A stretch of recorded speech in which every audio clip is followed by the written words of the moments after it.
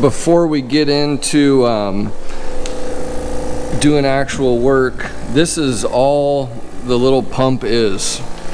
Just this little guy right there. Not much. All it's doing is pumping air, and then it's got these little quick connect hoses that you can plug right into it. So I'm just gonna keep this down there. You can't even hardly hear it, it runs so quietly.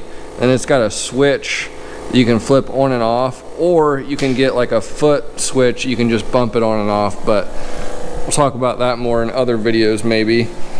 So then the clamp just needs something smooth to grab onto. So unfortunately, my workbench has been beat to death and it's got saw cuts everywhere. Not a chance on this earth I could make this work.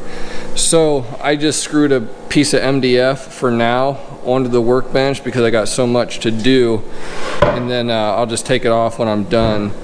But you can just set that on there and away we go. So we'll get to work here.